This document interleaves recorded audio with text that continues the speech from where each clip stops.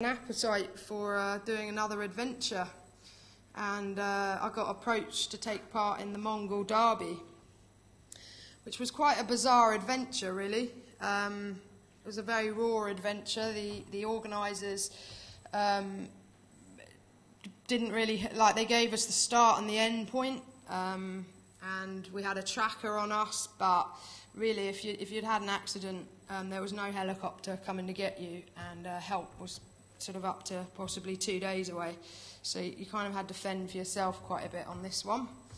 So the challenge was a 1,000-kilometre horse race. We started in the ancient capital and ended up by the Russian border.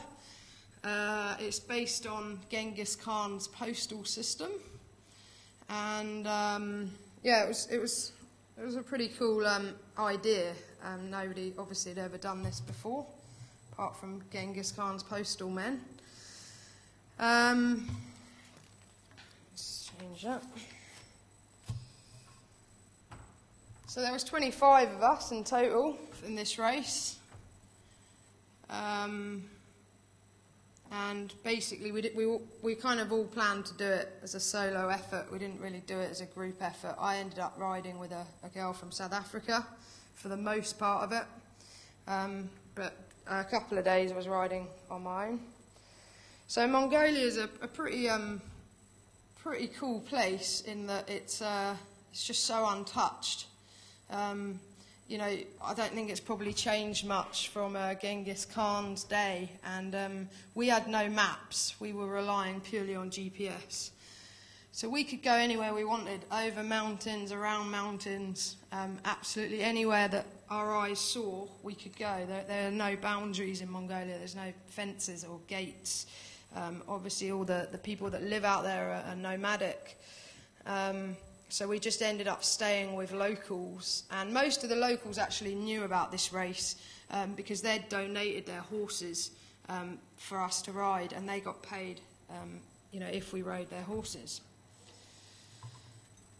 It actually looks quite green, but in reality it's not. When you look at the ground, it's, as you can see here, it's just little sprigs of grass on a muddy terrain, which is quite a problem obviously for them with their livestock.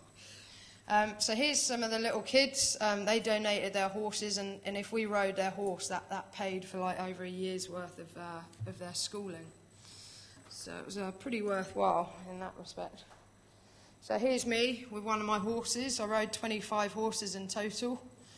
As you can see, I've got my saddle bags with all my food and a little cooker and my GPS, and I had a little camera on my helmet. And a sleeping bag. By the end of the race, I'd got rid of all my equipment besides my sleeping bag and my GPS. It was kind of bulky, and we didn't really need it because we could eat with locals en route and stay in their local, in their gers. We had to get all our water out of rivers as well and purify, you know, or streams, and purify it. So this was a checkpoint. The one rule of the race, well, two rules of the race. One, we had to change our horse every 40 kilometres. So every 40 k's we'd come across something like this with a whole line of horses. Now these horses are pretty hardy. Like they're broken in every year because Mongolia is in winter for 7 months of the year, and it's sort of like minus 40 degrees, and they just turn these horses out, and they have to fend for themselves. In these conditions, and then every spring they'll bring them back in and you know, break them in because they've gone a bit wild again. Now when I first turned up for this race, I was looking at the horses thinking like, which one looks kind of placid, you know, not going to do too much, and kind of went with those horses. But I soon realised that trying to cover 100 k's in a day, you needed quite a good fast horse. They're actually ponies, but Mongolians take offence if you call them a pony, so they're known as horses. So by the end of it, I sort of learnt the Mongolian for racehorse and crazy horse, and give me the craziest horse that you've got. And some of them were so wild you could barely even get a saddle on them, and the owners all stood there like giving us the thumbs up, thinking, you know, these guys are crazy and they're not going to make 1,000 k's. but the fast horses were pretty cool. Like once you were on them, you were staying on them for 40 k's, and we were averaging about 40 k's in under 3 hours, so we were moving pretty quick. So these are the local gers where we stayed at night. So this was quite an interesting experience. Mongolia has huge fluctuating temperatures. In the day it's up to 30 degrees, at night it's -2. I only had one set of clothes, none of which was thermal, so the nights did get pretty cold and the days quite warm. Now these gers, the doors are always facing to the south, which was quite a nice thing to know. And there's a sort of, when you go into these gers, you have to walk to the left. You always walk to the left and you sit down and they cook. Now before I went here I didn't eat lamb, but I soon found out that the only thing on the menu was noodles and mutton. So after like 2 days of refusing the mutton, I soon realised that actually mutton tastes really nice when you're out in the middle of Mongolia. I actually ate goat, and one night I was quite adventurous and ate a marmot, which was quite interesting. For you that don't know what a marmot is, it's a large rodent, and they basically fill it with rocks and blowtorch it for an hour, and it kind of looks like a football with legs.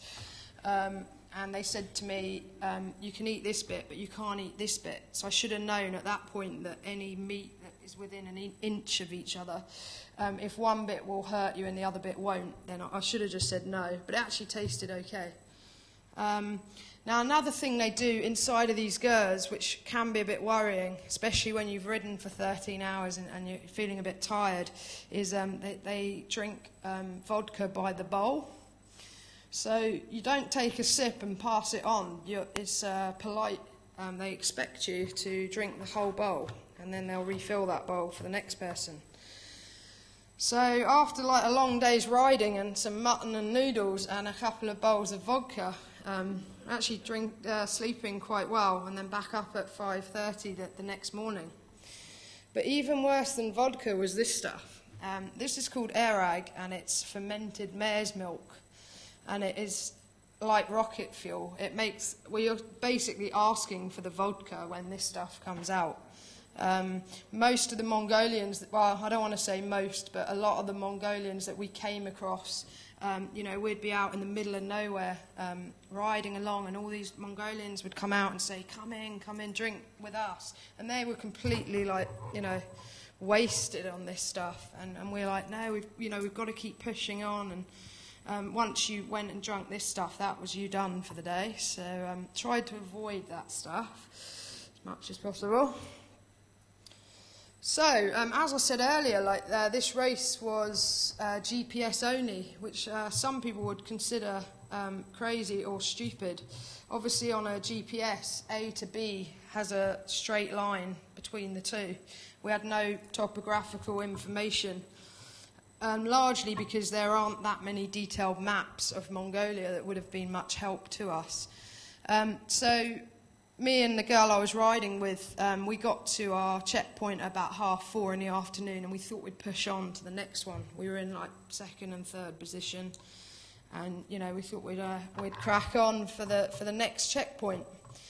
But unfortunately, that straight line between A and B turned out to mean that we crossed about 6 or 7 mountains. And it soon became apparent that we were going to have to spend the night in the mountains and camp. Now, I had a tent at that point. She didn't. I seemed to have the smallest one-man tent on the market for the whole, because we couldn't carry much weight. So it wasn't really designed for 2 of us. Now, in Mongolia, they hobble their horses. For you that don't know what a hobble is, it's basically a rope that ties their front legs to one of their back legs to stop them running off. I'd had my hobbles stolen, and Sass, the girl that I was riding with, she had her hobbles, so she hobbled her horse. I found a rather large rock and used my reins and tied my horse to this rock. Now, being out in the mountains in Mongolia is quite a daunting experience. There's packs of wolves out there. There's herds of wild horses, of up to 300 or 400 horses. So we set up, we sorted the horses, we set up the tent. Sass was kind of hanging